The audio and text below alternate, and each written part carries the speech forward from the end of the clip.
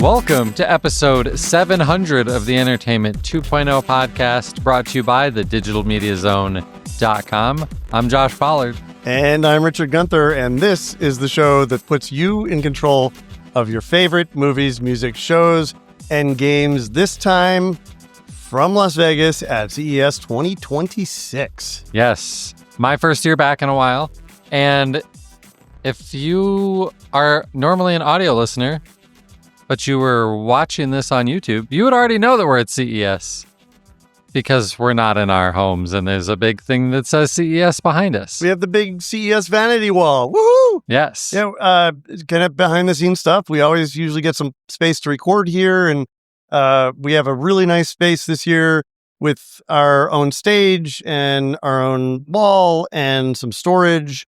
And the best part is that we're not across from Earthquake Audio this year. That is a nice change of pace, but there's still an audio distraction. Oh, there is. We're near a karaoke booth. Yeah. Fortunately, not that close. Not so close that you're going to hear this. But if you see us cringing on the YouTube video, we haven't heard much good karaoke. In fact, we've heard no good karaoke. It has not been good. Yeah. No. So our episodes from CES, we always do this a little bit differently. We're not going to do listener feedback. We're not going to talk about what's been going on in our entertainment centers. Instead, we're just going to talk about what we've been seeing over the last few days at CES. So if you do want to send us some feedback about this show, our email address, entertainment20@thedigitalmediazone.com. So Richard, let's start where we always start, and that's with video. And when it's CES, that means TV. We got to talk about the TVs. The big new trend this year, all the big guys are talking about it, micro RGB. Yeah, not micro LED. No. And maybe I need to spend like 30 seconds explaining all of the differences because there are so many now. Micro RGB is a new version of micro LED, which see, even I'm screwing it up. Micro RGB is a new iteration of mini LED. It's still mini LED technology, but where mini LED TVs typically have a white or a blue backlight, micro RGB TVs use individual RGB lights to produce even more accurate colors. That's the idea here. You're going to get even more accurate colors. If you want to get nerdy on it, what they're trying to hit is 100% of the BT 2020 color spectrum. If you know what that is, cool. If you don't, it just means they're trying to eke out every possible color that is possible in the 4K color spectrum. Yep. Yeah. And we're going to talk about a couple of them today. Some of them are pretty impressive, and others are, well, I'm not quite so sure. Yeah, it's a really interesting space. So that's what it is. Let's jump into, we're really going to focus on three manufacturers. We got to see all of the latest sets from TCL, LG, and Hisense. We always have to go see the Hisense booth because Richard is, for some strange reason, really fascinated with their projectors. So I don't know why I have them in this order. We're just going to start with TCL. I think we normally start with LG because they're kind of always our favorite, but we're going to start with TCL because TCL has a micro RGB TV, but it's not really their main focus. Right. And when I spoke with one of their representatives about it, he was talking about how great it is at color reproduction and all of that, but he was also pretty honest that there's a possibility for color bleeding and things like that in these micro RGBs that, yes, you might be getting all of the colors that maybe you haven't been able to see on previous TVs, but there could be blurring of the colors in certain situations. And now, that does make sense based on the technology.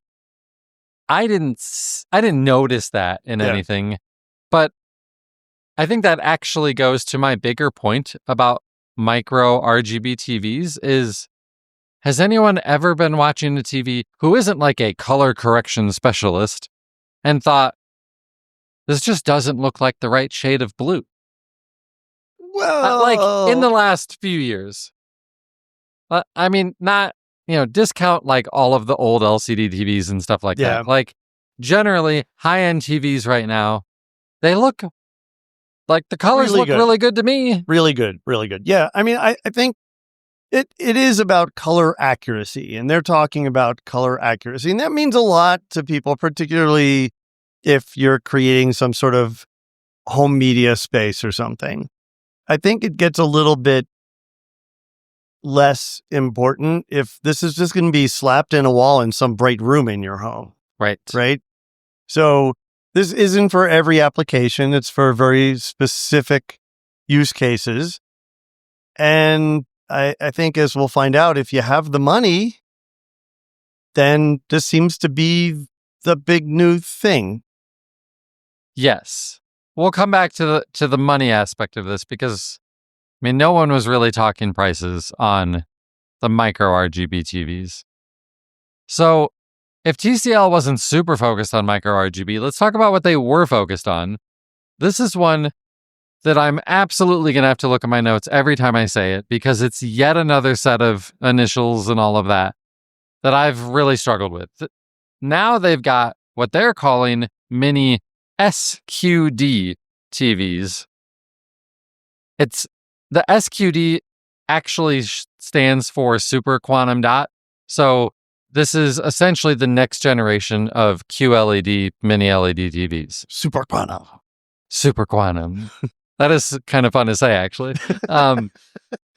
And I'm not going to get into all of the details of how all of this works, but it's the next generation of quantum dot LED TVs with a focus on color accuracy.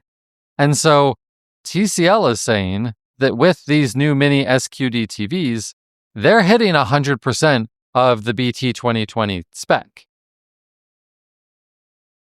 Same as what you're theoretically getting out of these micro RGB TVs, but with a more traditional technology behind it. Yep. And the other thing that I was impressed about by TCL is in their booth, they actually had 3 TVs set up side by side, all displaying the same thing at the same time. Last year's mini LED TV, their top of the line one, their new mini SQD TV, and their micro RGB TV, all in a row so that you could see them heads up. Like, no one ever does this. Yeah. They never do this. And, we were standing there with some of our friends, and I was like, all right, which one do you all think looks the best? No one picked the micro RGB TV. Right. No one. In fact, someone picked last year's mini LED. That was me. I don't understand why. So maybe it was an angle thing for me, but from my perspective, looking at the different pictures, it seemed like, what was the other one? Was the first one? The one in the middle was the mini SQD. What was the far left? Far left was the micro RGB. So the micro RGB to me it looked a little bit washed out comparatively. Yeah. Now it provided, it seemed like it had a little bit more contrast visibility as a result of that. But in the super quantum LED version in the middle, I was saying this as we were looking at this. I already find some HDR content to be hard to look at because it can be so bright. And the really bright parts can sometimes overshadow out, kind of like make it hard to look at the really darker parts or the slightly darker parts. And so I found it has 10,000 nit peak brightness and seriously saturated color. And I found that all just a little bit too much. It was almost like, and maybe it was, running in vivid mode, and I would never run my television that way. Right. Whereas last year's model, the colors to me, whereas they weren't quite as good in terms of the contrast, the colors looked more realistic to me. Yeah. Okay. Yeah, I mean, that mini SQD TV was so incredibly bright. So bright that at times, when I was really trying to analyze the contrast, I couldn't tell if the TV had some blooming going on or if it was from the brightness being seared into my eyes. Right. It was that bright, like 10,000 nits of brightness is out of control for a television and maybe too much. Richard definitely thought it was too much. I did. So, but it looked fantastic. And the contrast when it wasn't playing with my eyes also looked really, really good. And so I asked the guy, the contrast on this is amazing, almost at OLED levels. How many local dimming zones does this TV have? We were looking at an 85-inch model. It had 20,000 local dimming zones. Yeah. That's off the charts compared to anything else that we've seen for a realistic consumer TV. Yeah, and I was trying to do the math in my head and kind of ran out of steam trying to figure out how far apart they were then, if that's the case. Yeah. But that's an insane number of dimming zones. Yeah. And keep in mind, TCL, as does many of the better manufacturers of this technology, these aren't just on and off like they were in the old days.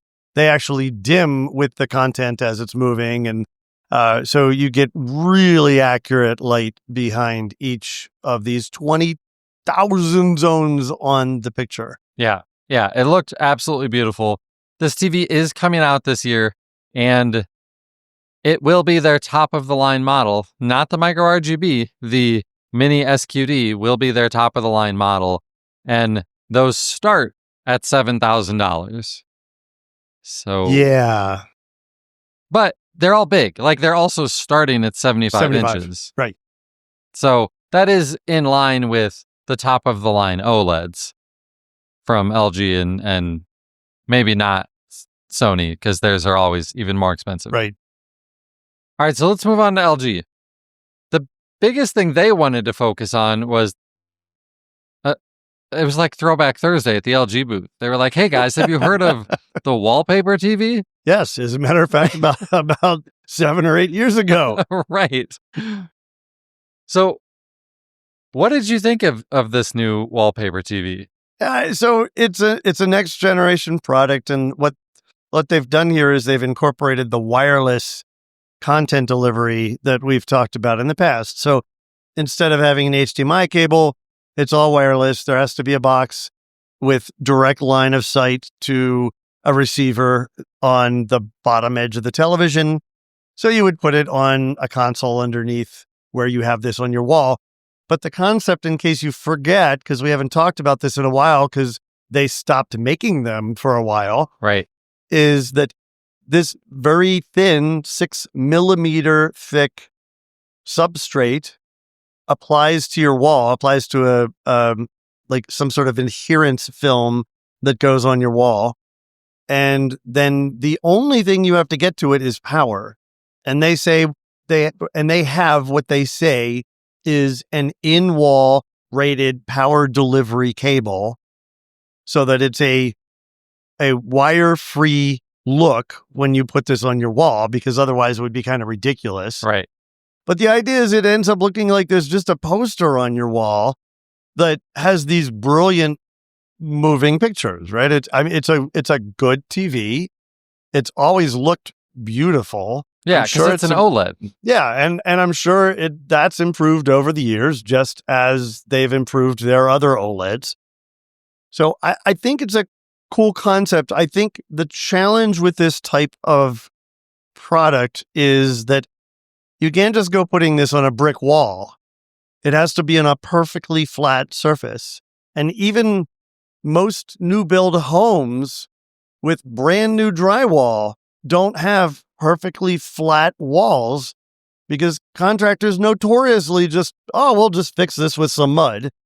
And if you actually took a laser line across your wall, would probably see that it's not exactly flat in all places. So I think it's probably going to be relegated to the pro space. I don't see people buying these at Best Buy and putting them up themselves. Yeah, probably not. But because they're OLED, they do look really, really good. It was still really bright. Yep. Even when they lit up that room. But yeah, the thinness is unbelievable. Like that's thinner than the phones most people are using at this point. So yeah, it's like half the height of my pinky or something. I mean, it's really, yeah. Very hard. Like, I tried taking photo and video of this. It's really hard to photograph because it's so thin. You can't focus on the edge of it. No, it's crazy. Those are coming out. It is real. They will be coming out in Q2 in 75 and 83 inch models, but they didn't tell us how much they were going to cost. I'm sure it's going to be a ton. Okay. Yeah, I and this is probably a good time to remind people about what CES delivery estimates mean. I see Q2, and I expect that means sometime this year. I think that with these major manufacturers and products that aren't completely brand new and stuff, like, I'm willing to give them more like a Q3 instead of a Q4. But yes, in general, I'd like double the estimates that most people give us. Yeah. Okay, so LG did have micro RGB sets. They were really big. And when I spoke with their TV guy, that was really his push too. Like, I mean, he was excited about their micro RGB sets and of course talked about the color accuracy and all of that. But he's an OLED guy too at heart. And he was saying that really their push is, if you want a really great TV and you want a really big TV and the cost of an 85-inch OLED is just a little too much for you to bear, then that's where these micro RGB sets sit. And I get that, but also, if I was looking at TCL, I'm not going to be going and looking at theirs, but then I don't know. Like, I think it's going to be better, but I still haven't seen a micro RGB TV on the show floor that I liked more than the higher end regular mini LEDs. Right. So while micro RGB is the thing that everybody's talking about, I don't think it's the thing that most people are really going to be buying over the next couple of years. Yeah. Even from LG. Now, one thing that I did want to talk about with LG, we really went down the rabbit hole when we were talking about the OLEDs and the new processors inside of them. And I don't normally get all that excited about the processing and whatnot of these TVs because at the end of the day, we actually really want less processing. We want to see exactly what that picture is supposed to be, especially if we're watching like a 4K Blu-ray, right? But what they told me is, in this new engine, and there's now 2 chips in these TVs instead of 1 because they've got that much processing to do now. Yep. That what they wanted to solve was, can we build upscaling of both the resolution and the dynamic range to be able to take a lower res standard dynamic range signal and make it look as good as an actual 4K signal with HDR. And they say that they took 2 TVs. One of them had a regular 4K HDR signal coming into it. And then this TV with this new processing features enabled with a 720p signal and standard dynamic range, and showed it to a bunch of their salespeople. Didn't tell them what the actual differences were. And the salespeople all said, that one over there that's doing all of the upscaling looks better. And I think for guys like you and I, and probably most of the people listening to us at home, they're thinking, yeah, right, I don't want upscaling, I don't care. But they do have a really good use case for it.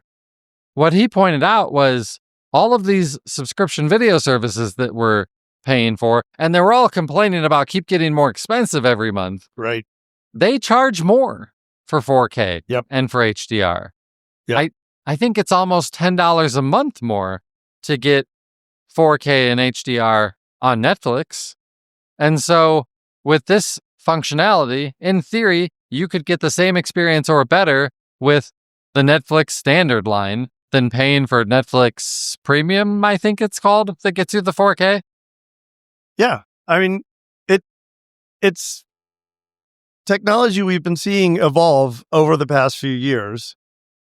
And I hate to admit it, but it is kind of legit AI that's doing this, because it's analyzing the content on the screen and computing the appropriate upscaling necessary. You mentioned both resolution and dynamic range.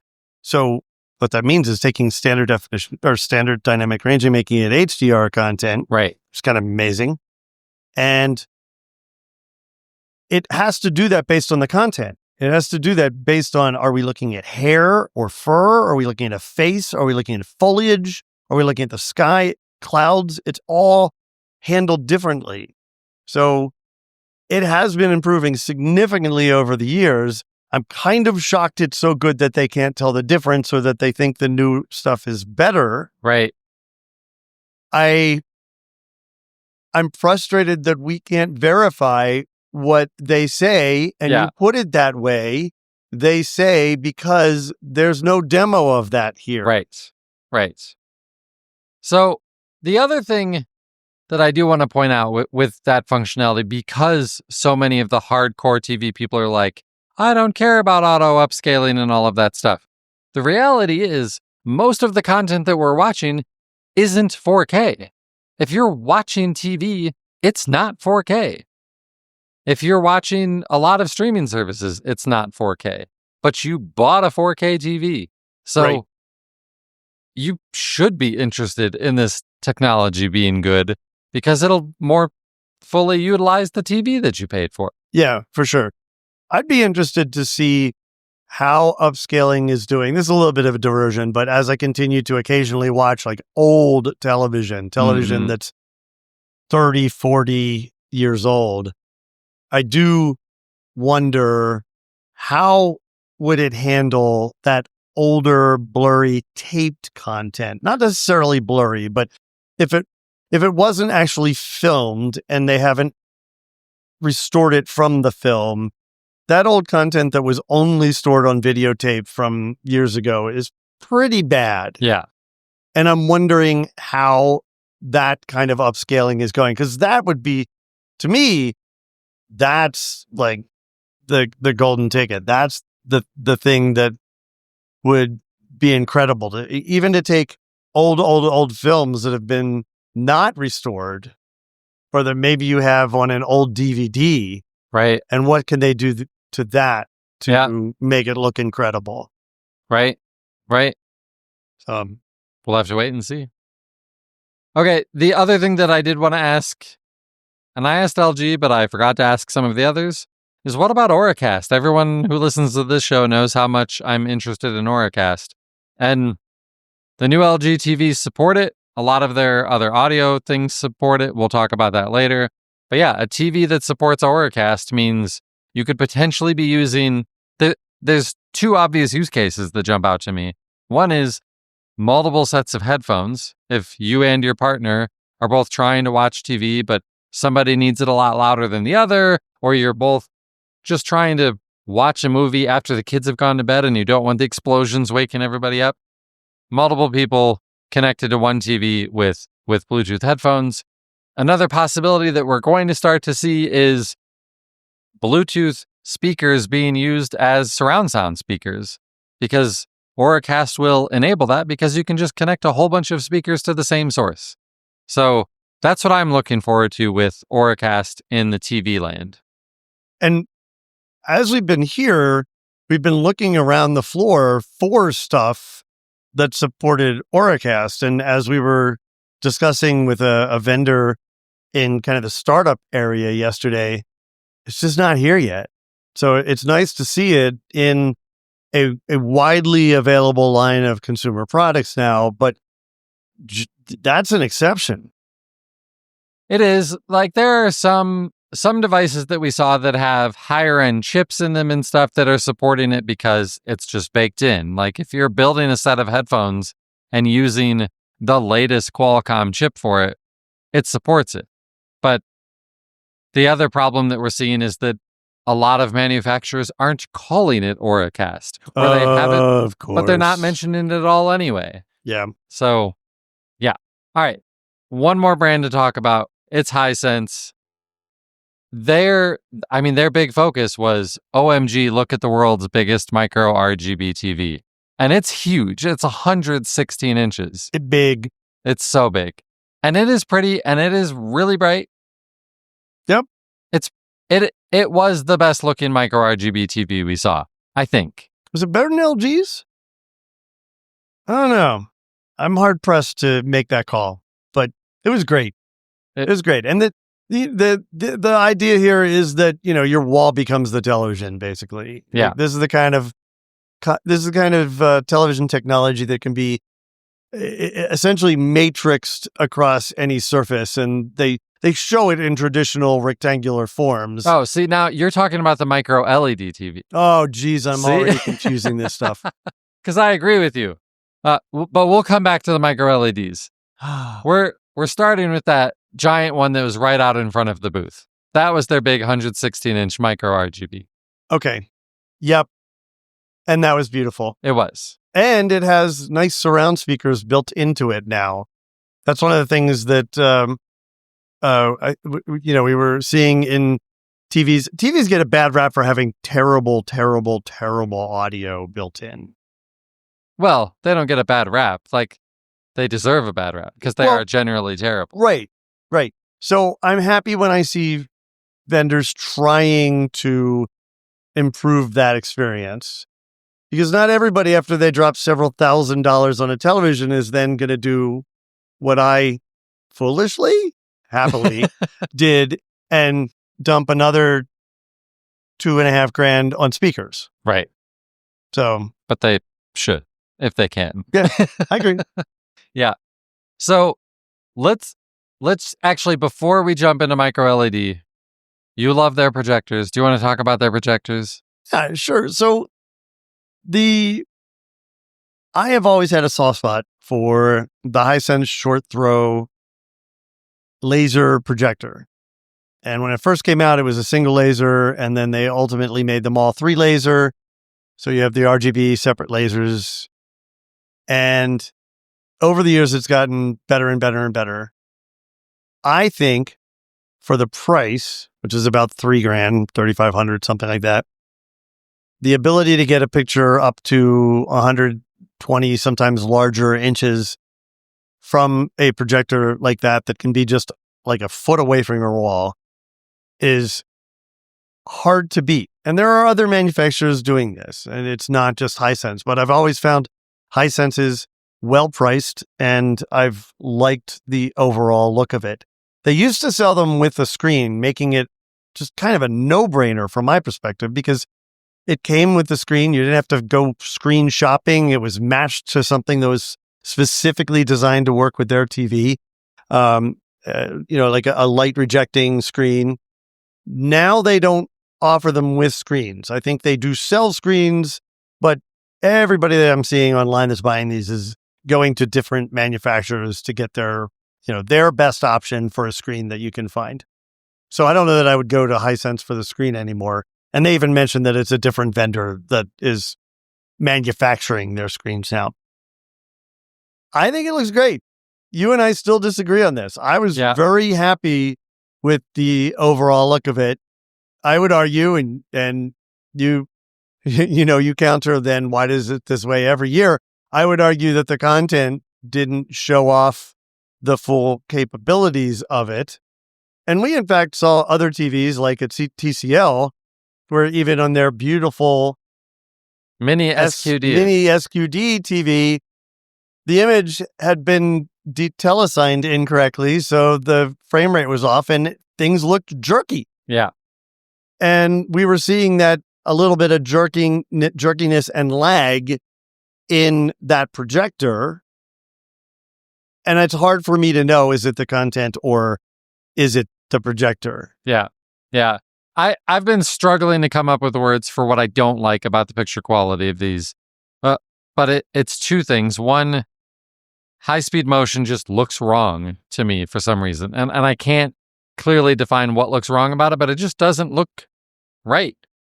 And the other one, I did come up with a word, but it's probably still not a word that makes a lot of sense. It looks too crispy. Like, like you can see too much contrast in the details and stuff, but not the contrast in the way that we're used to seeing it on like an OLED. Right. It's just like crispy and spiky is almost how it feels to me. Yeah, maybe too sharp almost. Yes. Yeah. That's but you're not seeing banding, right? No. So that's not, it's not that. Yeah. Yeah. Probably sharpness, like they cranked the sharpness to 11, and yeah, I just don't like it. I just don't like it. So let's talk a little bit about micro LEDs. That's what you're. That's what I was confusing. Yeah. Yeah. So micro LED is the future. It's been the future for a while, and it's still the future. Micro LED is what will eventually replace OLED TVs. Because micro LED is the LED way of doing individual pixel lighting other than OLED. In the past, and the reason why it's still just in the future is it is very expensive and it hasn't been very high resolution. Now they're starting to solve some of those problems, and LG had a 4K micro LED TV on display. Do you remember how big it was? It was large, like 100. I do not remember the size, no. Maybe it's 130 inches. It was very big. And that is one of the really cool things about micro LED is you can make them enormous because, as you were starting to describe, you're basically building them in smaller panels. Yeah, it's infinitely scalable. Right. So we saw a few of them, and I 100% agree with you. LG's look the best. Yep. And this is the first time we've actually been able to get up close to this TV. We've been talking about this for years. They used to call it the wall. Mm-hmm. And it was at the end of a roped off area. You couldn't get that close to it. Right. Now you go right up to it. And even right up, you can start to see the pixels, but it looks great. It looks so good. Like it gives you the contrast that we like out of OLED, and that smooth vision that we see out of OLED. And the LG one absolutely looked the best. The Hisense one, we could all see the panels in dark screens or in dark images, but it's coming. And the LG guy wasn't ready to say, yes, it's coming this year or anything like that. But when I talked to a representative at LG, he was saying, we're getting close to consumer models now. Yeah. So maybe a couple of years? And so that's really the key, right? This isn't available in the consumer space yet.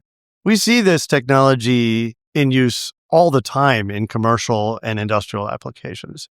It's not dissimilar from like what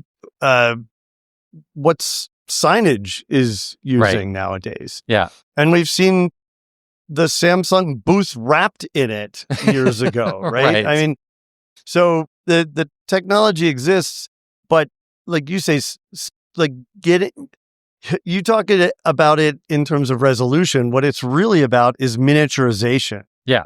Right. Getting the pixels small enough so that you can, in a size that one could think of as a television, actually get a 4K resolution.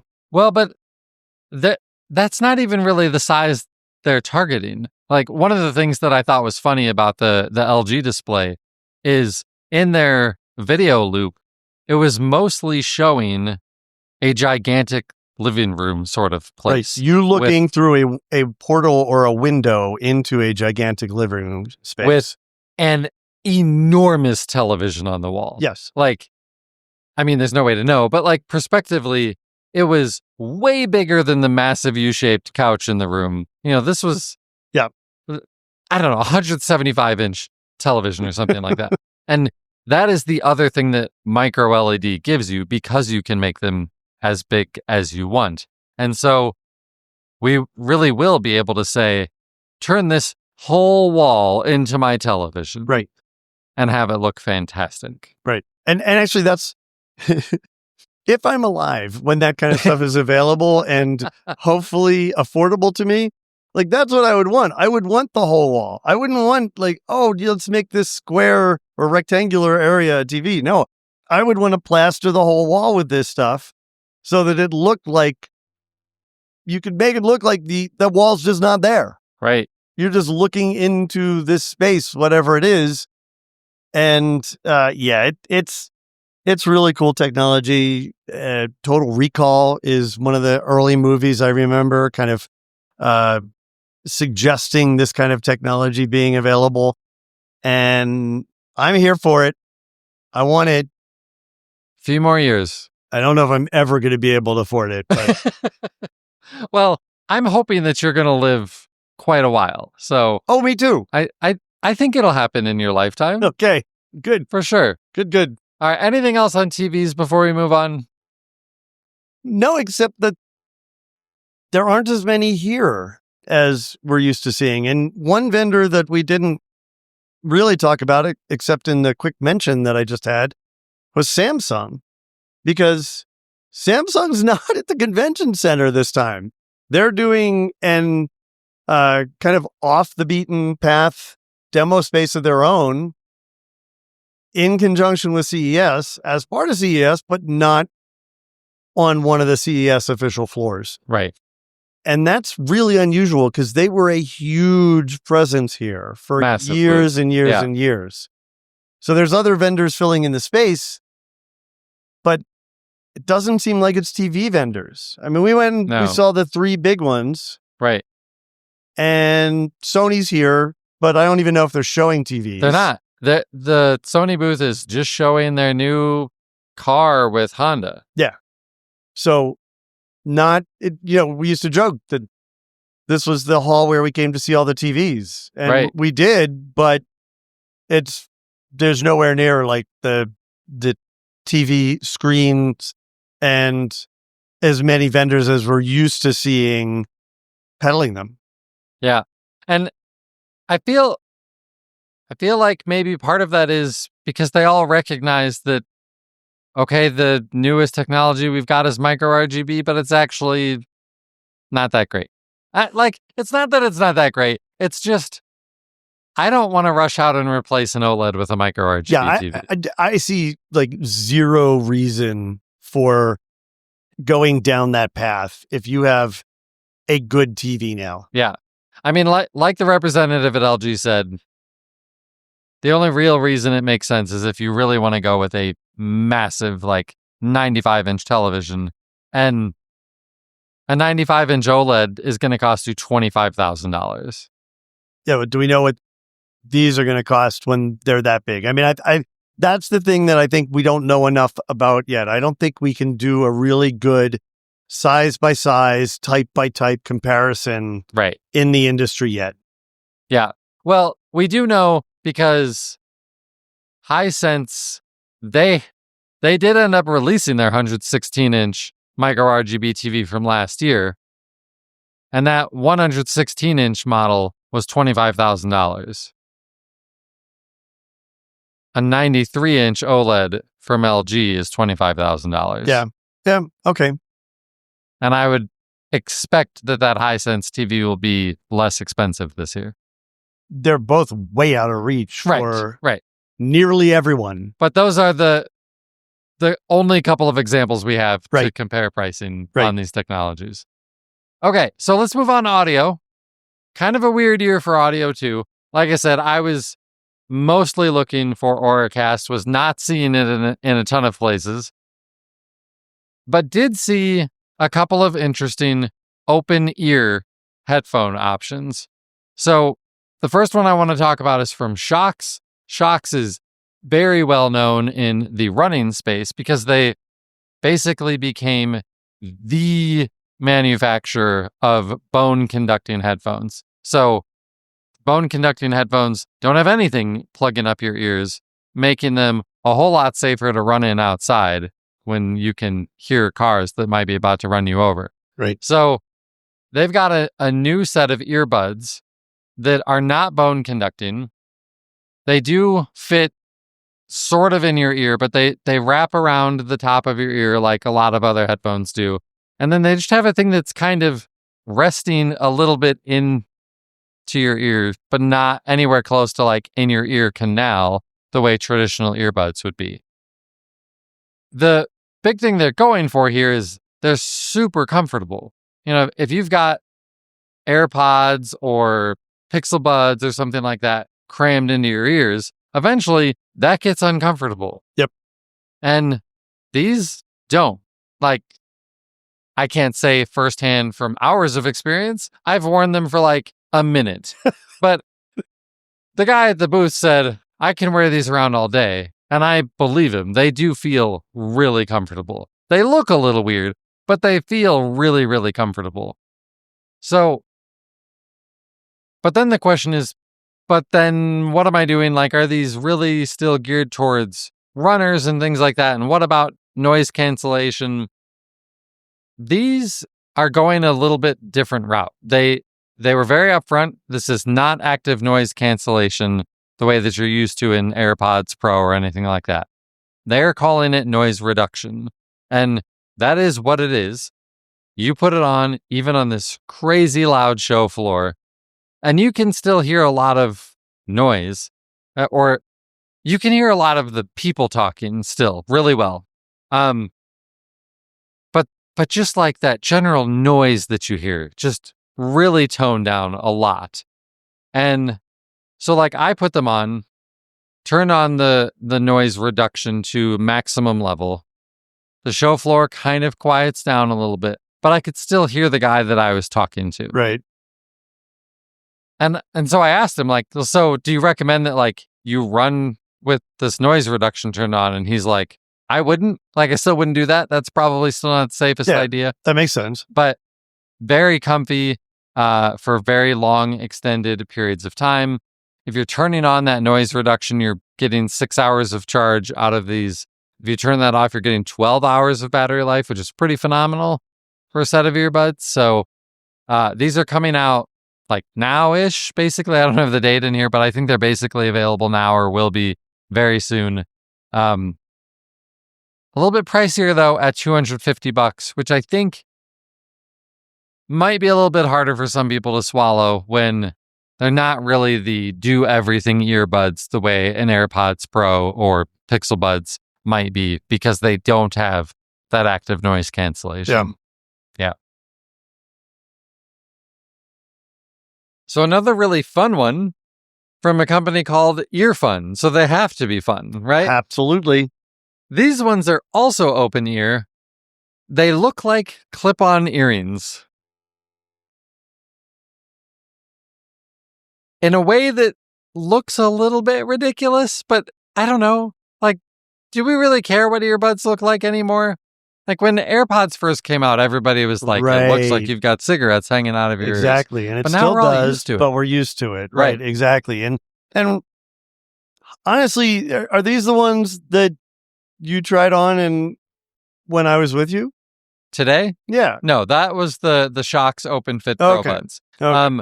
These were the ones that we saw at PepCom the first night. Right. That were just like black dots that just kind of clipped onto the side of your ears. Yeah. Again, my thought was, that doesn't look comfortable at all. But they were. They stay in place. Like I jumped around in their booth and stuff, and they didn't fall off, but they still didn't feel like they were pinching my ears to death. Right. Which I thought was pretty impressive. I can't really give you a great description of how well they sounded because it was a really loud environment, and these are open ear headphones. So with any open ear headphones, you don't expect them to be absolute top-notch audio quality. Right. But they're sounded good enough from what I was hearing on the show floor, but would love to hear them in a normal environment. But these use brand new top-end chip from Snapdragon, and so they have every feature known to man.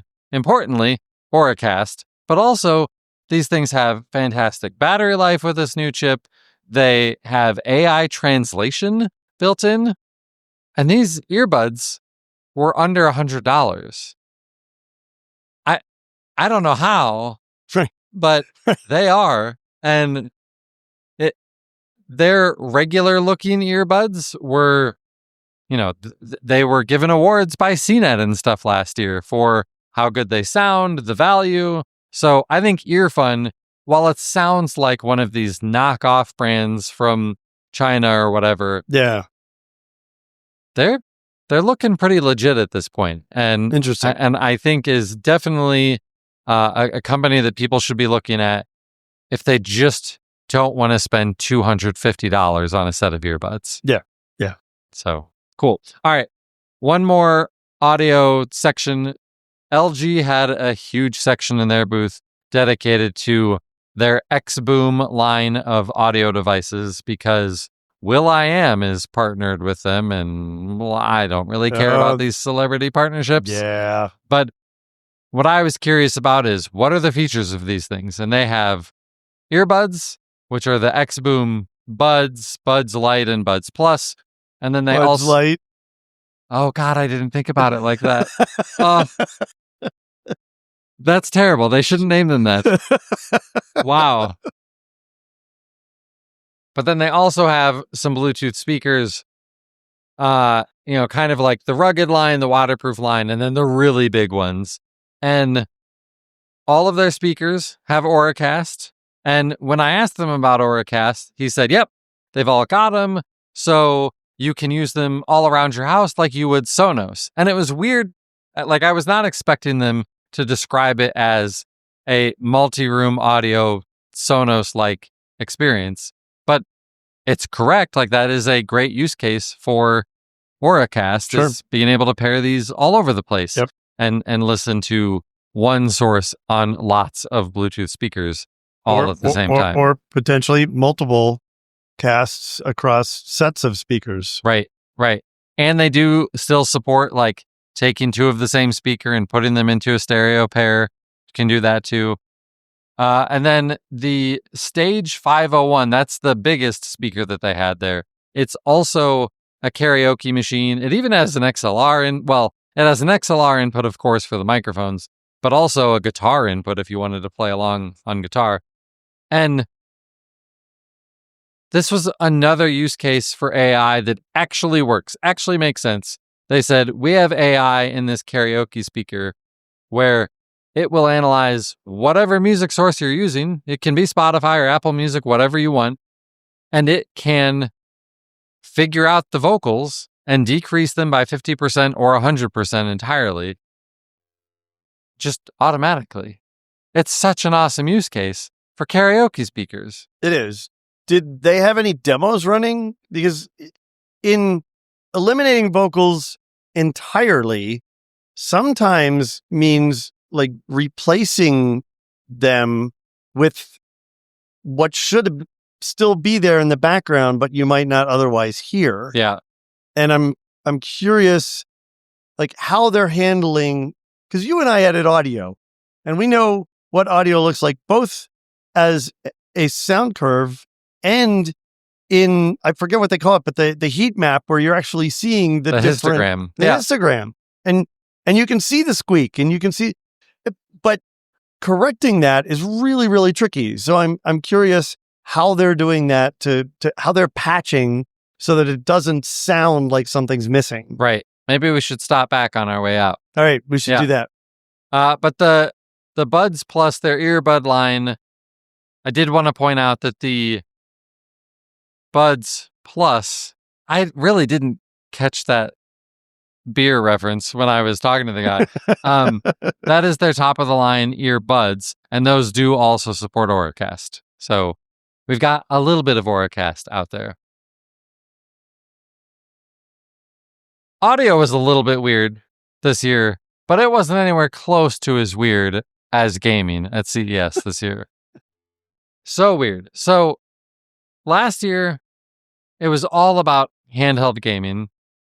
There was the new generation of processor from AMD, and that was going into all of these new devices that were peppered throughout the year. Like some of them, like you pointed out, didn't come out until late in the year. The Legion Go 2 didn't come out until November. Right. no one is talking about handheld gaming devices this year. Like, no one. There's for sure gaming stuff here, and there are a lot of gaming monitors, but in terms of gaming devices and computers, especially in the handheld space, there's basically nothing. There are some gaming laptops, of course, but that's pretty normal. But weirdly, Razer didn't even have new gaming laptops, and Razer always introduces new gaming laptops at CES. I know, because they're always gorgeous, and they're always the laptops that I want to buy, but don't want to spend $3,000 on. Right. And they didn't have any. Yeah. I'm still kind of shocked by that. But you and I did go to the Razer booth to see what else they did have. We did. Because they always have some interesting projects they're working on. And most of them, maybe not most of them, a lot of them don't actually make it to market. So many of them have not made it to market.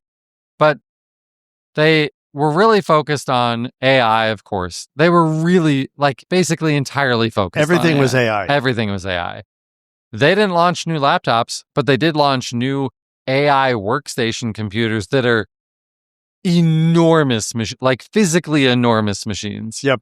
For AI developers, but that's not gaming. We don't really care about that. So, but they did have other AI focused things for gaming and just for normal life. So let's actually start with Project Motoko, because they sat us down and the first words out of the representative's mouth were, "This is a project, but it's absolutely coming out. It's real. We're doing this." And what the pitch here is, everybody wants an AI, well, maybe not everybody. Lots of people want an AI assistant to wear around. And what most companies are doing is building it into glasses. But glasses don't work for everybody, especially people who wear glasses. They don't want to have a different set of glasses and stuff like that. Right. And really the only place it's been done, I think, I don't even know it's been done well, but in visors, right? It's probably more prominent and readily available in visors than it is in glasses, because of battery life issues and because of all of the electronics, the cameras, the processing, everything else. Right. So they're taking a different approach, and Project Motoko from Razer is an AI companion built into a headset. So think big, huge earphones. I'm going to correct you. I don't want to call this a companion, because we'll talk about that later. This is an AI assistant. That is probably a more accurate way of describing it. Yes. Yeah. So it's, of course, got microphones to listen into your questions, and you can talk to it, and it talks back through the headphones. But it also has cameras, and it has 2 of them. And to make it an even more natural experience, the cameras are at eye level as you're wearing them. So it's seeing what you're seeing in the exact same way that you're seeing it, instead of it being off in the corner of your eyeglasses frame or whatever. And like you mentioned, because they're large headphones, a lot more room for multiple cameras and a lot more room for batteries. Yep. So they're not official yet, so they're not giving us real world battery numbers and stuff yet. But then they gave us a demonstration, and some of it was gaming, like, hey, what sort of loadout should I use for this gun in this game? And it's like, yeah, you're gonna be sniping, so do this to your sniper rifle and stuff like that. But also the more lifestyle focused AI situations that we're used to seeing. So they had a demonstration of like a kitchen counter that had some meat and spices and stuff like that, and said, "Hey, Motoko, give me a recipe." And it could do things like that. And with the cameras, it can also record content if you're a content producer, which I think everybody is nowadays. And when I first thought about it, I was like, I don't know, do I really want to wear giant headphones around all over the place? That's not typically my style, but so many other people do. People do. So many people do. Yeah. I don't think it's that unusual. You brought up a good point. These have forward-facing cameras on them that aren't that obvious because they're black lenses on a black frame. And is there some way of indicating to people around you that you are recording right now? And so she did show us that there's an LED next to the cameras to let you know that this thing is on. I think we need to see a common standard there. I would expect that everyone would be using a green light. Right. Because that's probably the most common way that devices indicate that the camera is on. Yeah, exactly. But, so there are privacy concerns potentially. There were cool use cases. The use case you didn't mention that I thought was most compelling, not gaming related, but I'm in a restaurant and there's a menu in another language and I might have an idea of what I want to order, but I don't know if they have it. And just being able to look at something, say, hey, and in this image of this menu, do they offer such and such? Or what entrees do they have? And be able to kind of converse with your assistant that way in a really useful capacity. Yeah, for sure. So I'm glad that this is the product that is actually going to become real for sure, because I liked it a lot better. There's so many more use cases for it. Yeah, I really like this Project Motoko from Razer. Yeah, and you're glad this is definitely going to become real in contrast to what exactly? In contrast to the other one that I think we should call an AI companion. It is. Oh boy. So this is Project Ava. And actually, I want to take a second there because we talked about Project Ava last year. Ava was their AI assistant for gaming. And it really rubbed me in the wrong way, as it did with most of the press that got a hold of the demo, because it was essentially presented in a way that made it feel like an AI cheat for your gaming. Right. And they presented it as an AI coach, but most of the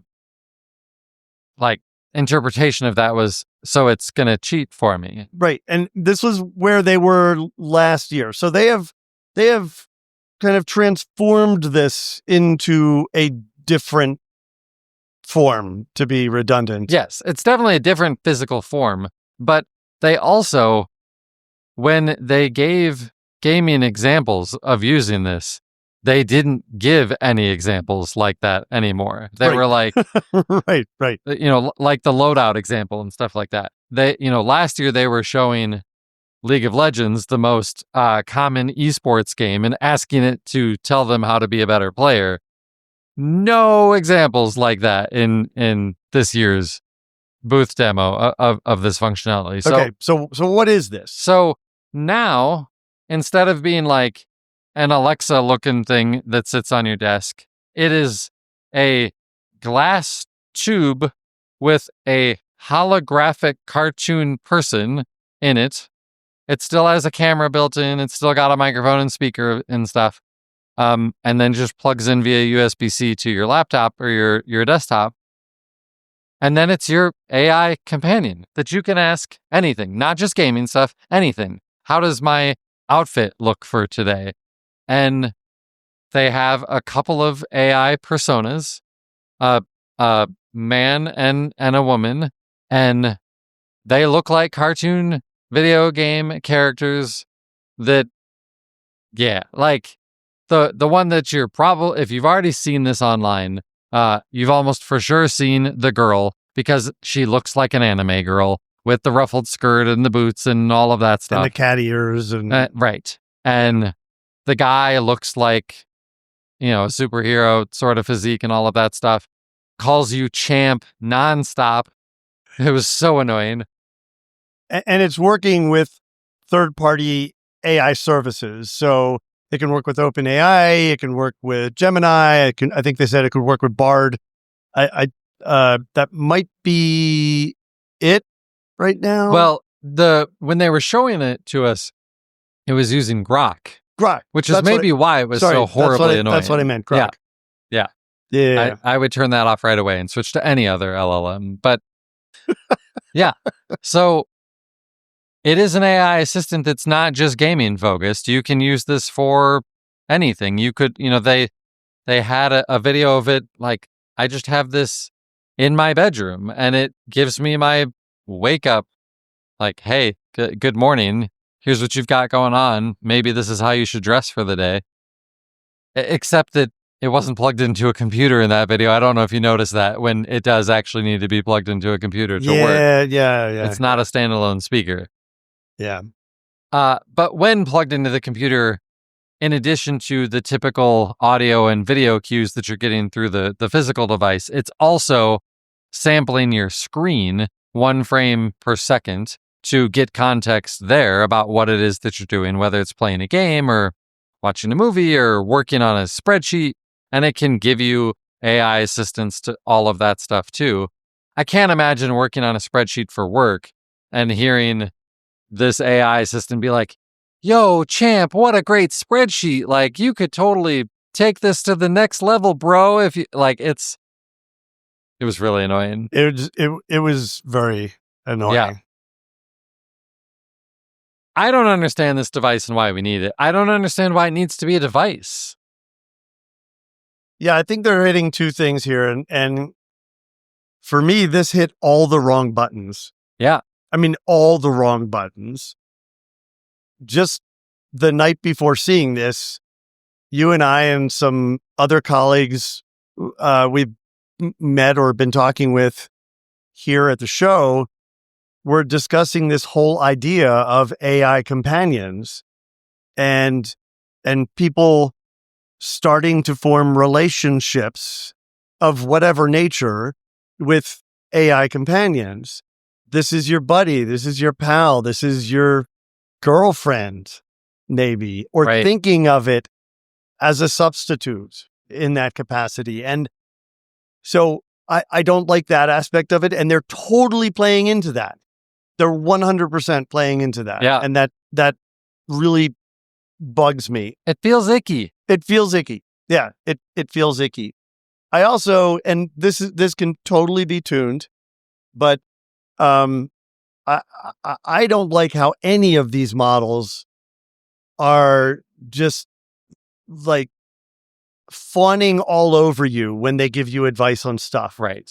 And telling you how amazing you can be. And, oh, yes, you're absolutely right. You know what we could really do? And it's just like, no, just talk like a normal entity. Right. Right? Like, no friend would ever talk to me like that. You're absolutely right, Richard. Thanks, Josh. We could take this to the next level, champ. My gosh. Let's take this to the next level and move on from Razer, because that's really the main, like, they had a chair with haptics. Do you want to talk about that? There's one more thing I want to mention. The other thing that really bugged me about this, you mentioned that it could be monitoring spreadsheets and stuff like that. And as they're implementing it right now, and granted, this is still a project it's all not hypothetical, but this is research for them. Who knows what a final product might look like when they come out with this thing. But they currently have in some menu somewhere, buried in some menu somewhere, the ability to holistically turn screen monitoring on or off. That you need to go actively decide and remember to turn this off if you don't, say, want it paying attention to what you're doing when you're logging into your bank. Right. Or looking up some medical information, or find any financial or health or any private information whatsoever. Or maybe looking at stuff on your computer that you don't want other people knowing that you're looking at, right? Exactly. Like, I mean, it's just, it has access to everything unless you remember to turn it off. And it's analyzing everything to learn more about you and your habits and to be able to help you with whatever it is. I think it should work I think it should be app specific. And I think it should be something that you have to explicitly enable in specific apps. And unless they do that, I think the privacy concerns here are going to be huge, massive. And the other thing we didn't talk about is it again, unless you tell it not to, it's always watching and always listening. Yeah. Always watching. Right, because there is a camera there. Right. Yeah. Yeah. Well, I don't think what we saw this week is what It will ship. Yeah, if, what we saw if won't anything like come this out like ships at this, all. but still. Yeah. Yep. So one other thing that I wanted to talk about with gaming is, like, I didn't really expect AMD to launch a new version of the Z series processors that are used in handhelds, because last year was the Z2 series, and it was 2 years prior to that they did the Z1 series. And so maybe that has something to do with the lack of handheld announcements, but they do have new processors. Intel has new processors that they announced at CES, and we have seen handhelds with like these laptop style processors in them. And as I looked back over the spec sheet of all of the new processors in the new AMD line, I noticed one new one that stood out to me. It's the Ryzen AI Max Plus 388. And what stood out to me is this chip, like this table that I was looking at, it had columns for how many CPU cores does it have, a column for how many graphical cores it has, and then the graphical teraflops that it could achieve. And the 388 line had some of the lowest numbers of CPU cores. It was like 8 and 12, I think. But it had 40 GPU cores in it, which was as many as the highest range chip in the line. Mm-hmm. And so I saw that and thought, I don't know, maybe this is the direction they want to move with these handheld devices, because it's even more, like, it's definitely more powerful than even the Z2 Extreme, the highest end of the latest Z series processors. But it's a more expensive processor. So maybe they're going that direction, but it feels like, and maybe this is me putting too many things together because not all of this could have been planned for, but I expect a bad year for PC gaming. We don't, like, the processors aren't dramatically better this year, and no one can get RAM anymore. So the cost of RAM is going through the roof. So building your own PC is going to be prohibitively expensive in a lot of cases. And it's likely to draw to increase the cost of consoles too, because they all need RAM. Everybody's fighting for RAM. And so I wouldn't be surprised if we see more price increases on the PlayStation 5, the Xbox, and even the Nintendo Switch. Wouldn't be surprised at all if all of them increase in price this year. Which then led me to wonder, so what should we tell people to do if they have an aging gaming device and they want something new this year? My first recommendation would be, if you want a console, buy it now, because I do think that they're going to go up in price as the year goes on. Ouch. And if that isn't going to work out for you, well, maybe this does end up being the year that video game streaming actually starts to take off, because then you don't have to pay for the hardware. Right. And Nvidia's got a great offering for it. The Xbox offering has gotten a lot better over the last couple of months as they've increased the screen resolution available. So maybe this ends up being a really great year for game streaming and a really terrible year for any sort of gaming hardware across the board. I hope not. I hope to be wrong. Yeah. But the combination of what AI is doing to the hardware market, we've still got a crazy tariff situation. The cost of these devices is all just going through the roof. So it's unfortunate. All right, Richard, that's it for the gaming section. What's one other really cool thing that you saw on the show floor? Yeah, I as most people know, I'm most interested in the smart home tech as I'm walking around here. And, a vendor I've become more and more aware of over the last year or two is Akara, a Chinese vendor that makes smart home devices. And this year they came out with 2 new devices that are really kind of pushing the limits of new technology from Apple in what's otherwise kind of become a commodity category of locks and thermostats. And so for me, it's a tie between those. They came out with a new lock. I talked about this earlier today, actually, on Daily Tech News Show. The lock works with everything. It's basically Matter over Thread.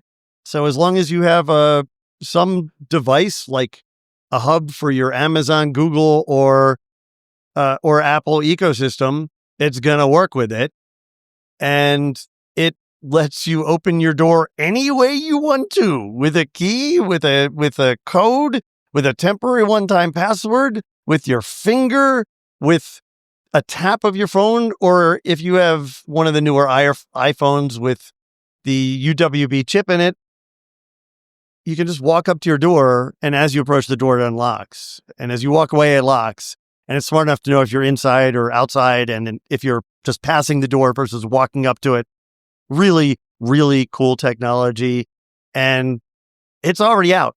It's available now for $270 on Amazon, which is not a bad price for everything that's packed into that. The thermostat is using some brand new technology, actually not brand new technology, but not previously released through a consumer device product, in a consumer product called Adaptive Temperature from Apple, that uses everything Apple knows about you through your private information on your device, like your calendar and your schedule and your habits, and whether you're in sleep mode or not, and whether anyone's home or not, and uses all of that input to control the temperature in your home, which is way more than you're going to get from a Nest or something like that. Right. And it's a brilliant application of data that's available about you and using that to improve your lifestyle. That does not need a hub because it has its own hub built in. Oh, and by the way, it can act as a screen to see who's at the door and unlock the door if you also have an Akara lock and doorbell. That will be priced competitively. They're not saying prices yet, but I expect that to come in just under $300 sometime later, probably in the first quarter or second quarter. So cool smart home devices, nothing like just amazing brand new category or anything like that, but really nice uses of new technology in evolving products that we're used to already seeing. Yeah. How about you? I'm going to cheat a little bit and go with something that I think is really practical from a gaming perspective, but it's a laptop.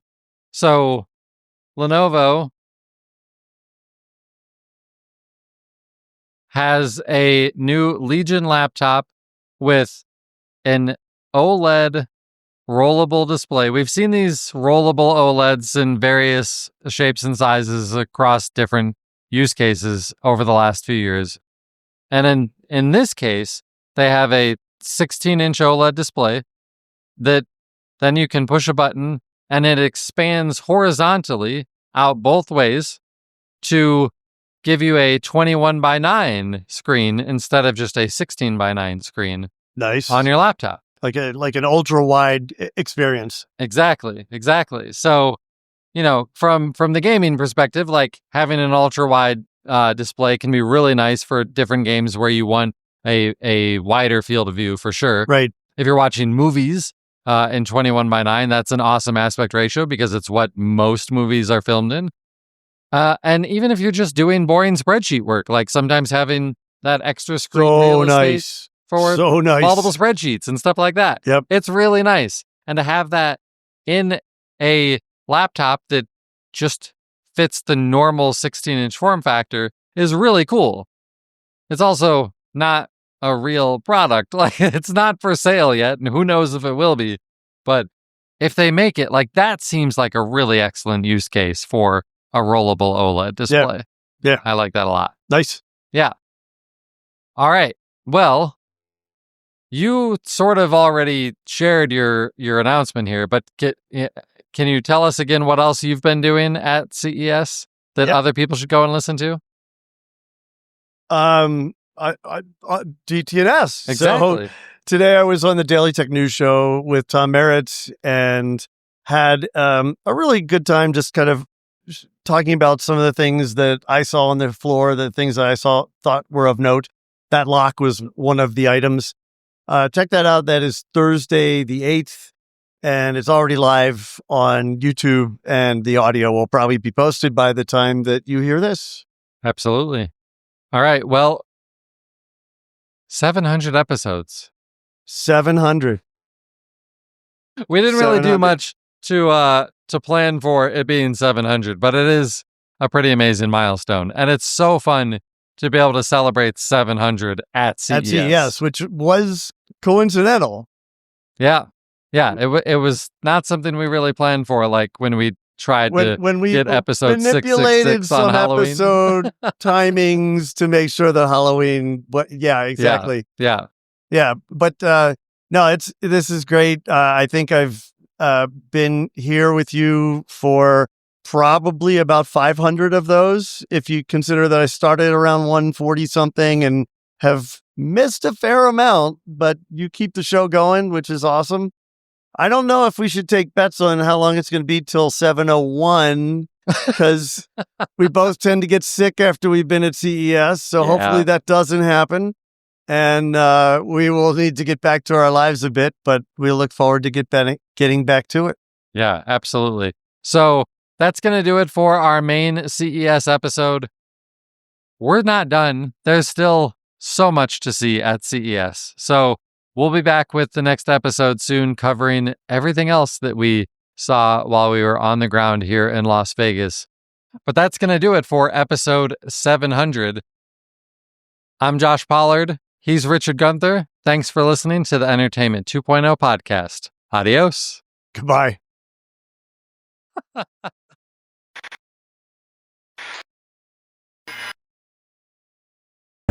So, Richard,